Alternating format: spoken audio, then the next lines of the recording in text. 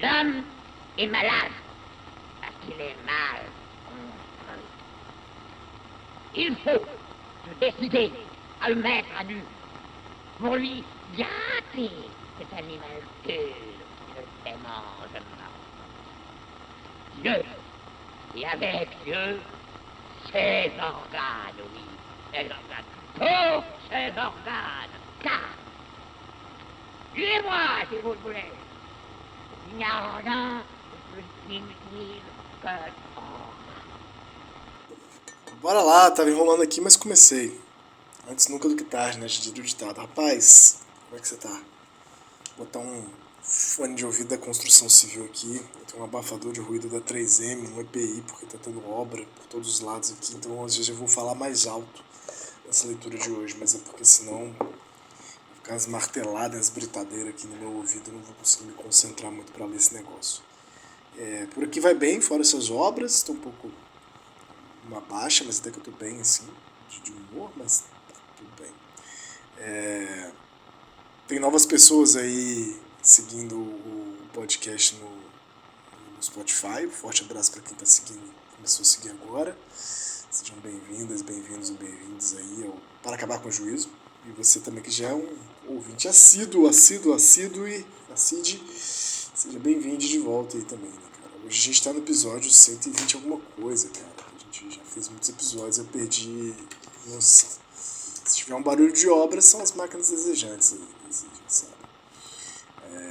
O episódio 127, cara. Meu Deus, rumo ao 200 aí, uma hora vai chegar. Botei perguntas, né?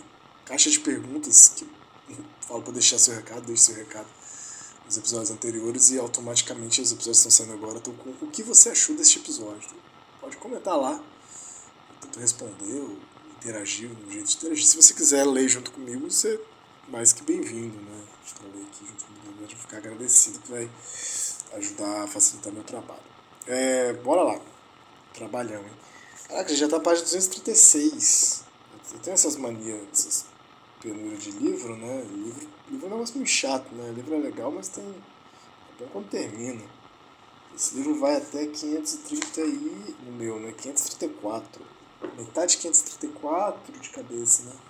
250, mais 15, mais 2. Você viu essa conta, né? 250 com mais 15 com mais 2. 65, 267, é isso? Então, quase na metade do livro, então. Semana passada foi feriado, né? Dia das Crianças, o feriado do Zerê. Não é, na verdade, mas é dia 12. Acaba sendo. Isso também. E eu tô morrendo de fome. Eu tô enrolando aqui, aí a minha fome tava me pegando e eu não tava gravando, velho. Aí agora eu tô com fome e tem que gravar logo porque eu tô com fome. Bora lá. Já é 11h44, a gente vai até meio-dia 4, 20 minutinhos certinhos. E aí toca esse despertador maroto. E a gente tá na página... Cara, a gente não saiu desse parágrafo da seção do limite, será? Saiu. Caralho, a gente não saiu dessa seção do limite ainda, né? Caralho.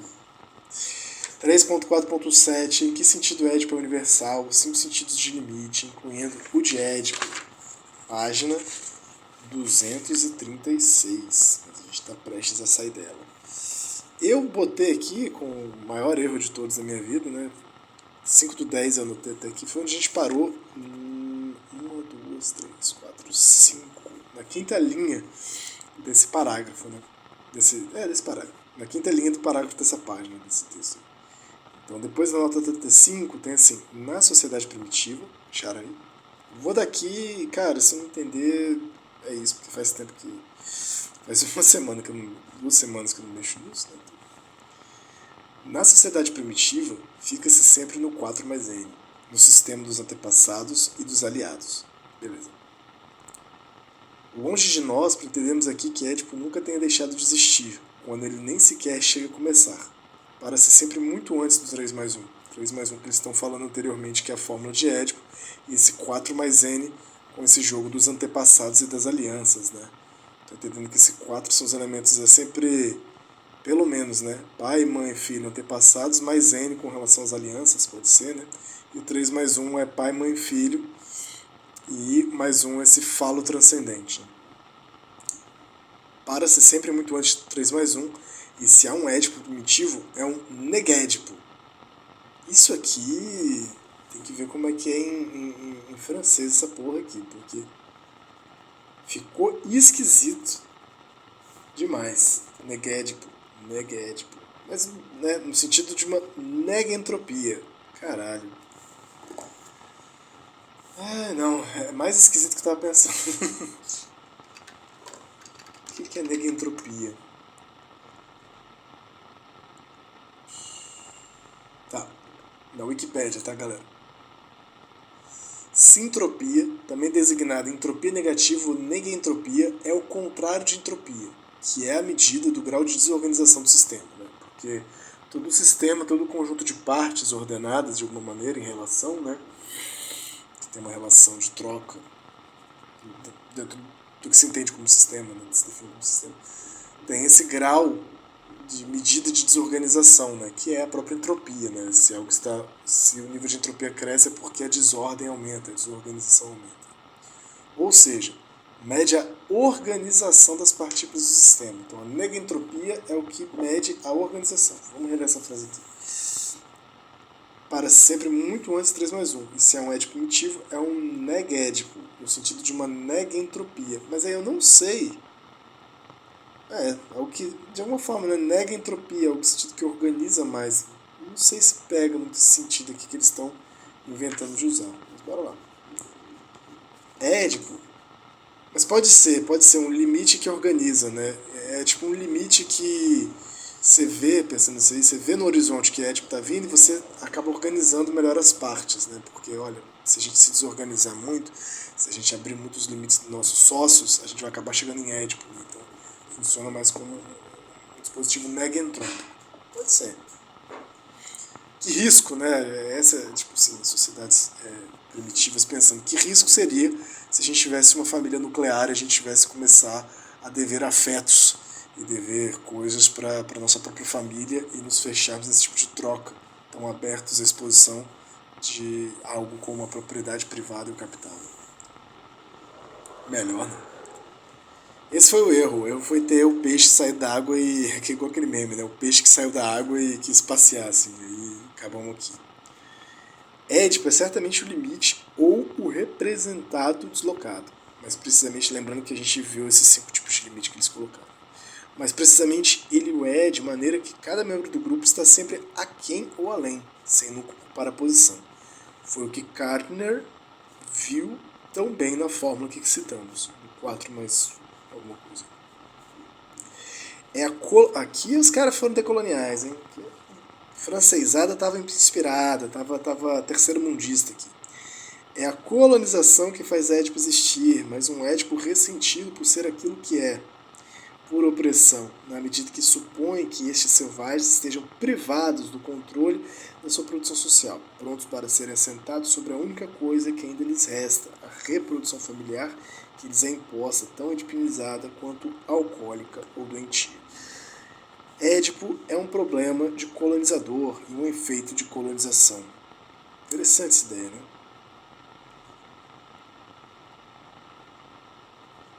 E realmente, né, a galera tem esses papos assim, hoje em dia os papos tá mais nesse sentido, né?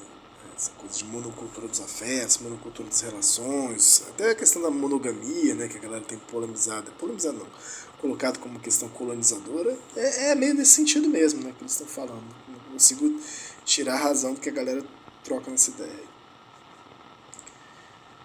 Apesar de todas as minhas ressalvas a fazer isso circular via Twitter e Instagram, né, porque eu tô... Ai, o que a galera quer, velho? Sério, o que a galera espera? Sei lá, bicho, parece que às vezes a coisa acelerou, assim, e a gente nunca saiu do modelo redação de Enem, assim, sabe? Que tem que, tipo, apresentar um argumento e uma proposta pra resolver a coisa, tá ligado? Acho que o grande mal da humanidade é isso, vou fazer uma tese em cima disso. O grande mal da humanidade é o espírito redação de Enem, assim, que os problemas do mundo basta consciência e um argumento e uma solução que isso vai esclarecer as ideias, tá ligado? É o suprassumo, o suco do iluminismo. O que resumiu o iluminismo foi o modo pensamento redação de Enem. Que aí, onde que tem que se proliferar essa porra desse tipo de pensamento? Instagram, Twitter, é o melhor lugar, mais apropriado. As pessoas precisam de verdade, assim, precisam porra nenhuma, né? Mas seria muito bom abraçar a inutilidade da existência e outra dimensão de produtividade, né, cara? Assim, divertido. Bora lá, quem sou eu pra dizer, né? Por outro lado, o fato das condições, deve estar gritando, né? Mas se vira aí, abafa um pouco o volume. Compensa do seu lado aí. Por outro lado, o fato das condições serem efetuadas na sociedade capitalista não levará a crer que ético deixe de ser o que é, simplesmente representado deslocado que vem usurpar o lugar do representante do desejo, apanhando o inconsciente na armadilha de seus paralogismos, esmagando toda a produção desejante, substituindo por um sistema de crenças. Então, além do Deleuze usar um plágio aqui muito bom, né, que ele esmaga toda a produção desejante, essa frase está muito explícita lá também no Psicanálise e Morte-Análise, do Diálogos, que ele escreve com a Claire Parnay. Mas é legal essa frase aqui, olha só. Por outro lado, o fato das condições serem efetuadas na sociedade capitalista, ou seja, Édipo é um problema colonial e de sociedade capitalista, não levará a crer que Édipo deixe de ser o que é, simplesmente representado e deslocado, que vem usurpar o lugar do representante do desejo, que é a própria produção desejante. Né? Ou seja, o que eles estão querendo dizer é que mesmo quando ele se instala no capitalismo, não deixa de ser também um representado deslocado da própria produção desejante. É um modo de continuidade do funcionamento de Édipo mesmo, seja nas sociedades primitivas, seja nas sociedades capitalistas civilizadas. Mas que ali apanhando o inconsciente na armadilha dos seus paralogismos, esmagando toda a produção desejante, substituindo por um sistema de crenças. Qual crença? Crença no modelo inconsciente da representação familiar ou ainda estrutural. Édipo nunca causa. Édipo depende... Aqui é muito importante. Isso aqui, estava até conversando isso com um rapaz ontem. Édipo nunca causa. Édipo depende de um investimento social prévio, de um certo tipo, capaz de se assentar à obra, capaz de se assentar sobre as determinações da família. Nada, nem para o Deleuze, nem para o Guattari, nem para o Foucault, vai ser dado de antemão. Talvez menos para o Deleuze, para o Guattari e para o Foucault eu tenho mais essa ideia, que eles talvez tenham melhor suporte na poética da teórica do que o próprio Deleuze, que tem um certo suporte na poética e na prática teórica. O Deleuze que às vezes vai abusar de uns vitalismos estranhos aí. Tem minhas contrapartes aí com relação ao Senhor Deleuze. Mas enfim. Mas o que eles estão falando sobre Édipo aqui é que por mais que apareça Édipo o tempo todo nas nossas vidas, e mesmo na química a gente vai ter que falar de pai e de mãe, de alguma maneira isso não é um universal, isso é algo que funciona, mas funciona apenas no nível de representado deslocado do desejo. Né? Então, de alguma maneira interessante, isso vale para Édipo, mas vale para toda essa universalidade do sistema inconsciente. Eu acho que, principalmente o trabalho do Guattari vai ser em torno disso. Assim. Tirar do inconsciente dessa noção importante, que funciona de uma maneira interessante para a gente, todos os universais, todos os prévios que estariam lá de antemão, ou estariam em todos os seres humanos, né? Essa generalização da ideia do inconsciente, ainda mais a partir de certas estruturas universais. Né? Então, de alguma forma, é sempre um investimento social prévio que constrói a possibilidade de arranjo, de inscrição do inconsciente. Né?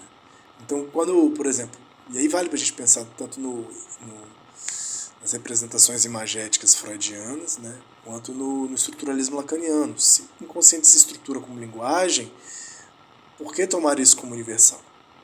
Da onde tirar que primeiro Lacan, né, Lacan simbólico? Por que colocar essa fundamentação universal em toda a experiência desses bichos que são seres humanos, desses acontecimentos humanos, na experiência da linguagem do simbólico? Né? Por quê? Como que se baseia nisso? Né? Essa é uma empreitada estruturalista, né? Essa é uma empreitada de ver, né, um reducionismo fenomenológico, mas de uma maneira, uma repetição estrutural entre o eixo, né, depois lá do eixo sincrônico e diacrônico, que se repetiria na inscrição da palavra e na inscrição do inconsciente, de alguma maneira, para todos os seres humanos. Né? E aí eu acho que o Deleuze e o Guattari estão propondo que há sempre anteriormente essa dimensão do investimento social, né? Que é bem interessante essa hipótese. É a grande hipótese do anti-édipo. Então, fazer uma esquizoanálise, fazer essa psicanálise social e política é muito mais não renegar que existe um inconsciente, né, e algo no sentido que não passa pelo nível do conhecido, mas que isso que não se passa pelo nível da consciência do conhecido, ele é, antes de tudo, formação de investimento social, político, social, das alianças, dos caramba. Mas vamos lá para a gente terminar o 4.7 hoje. Objetar-se-á, né? Tem que dar uma levada de voz aqui nessa mesóclise assim. Objetar-se-á. Mesóclise? Mesóclise.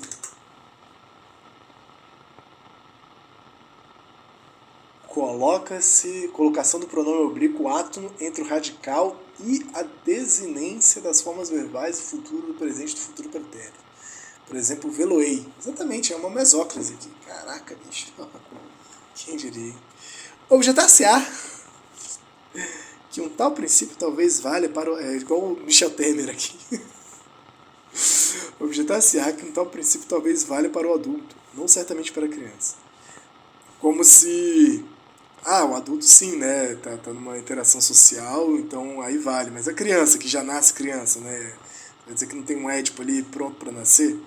Mas Édipo começa justamente na cabeça do pai. Pam, pam, pam.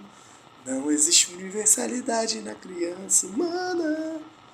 E não é um começo absoluto. Ele só se forma a partir dos investimentos que o pai efetua no campo social e histórico. Pronto.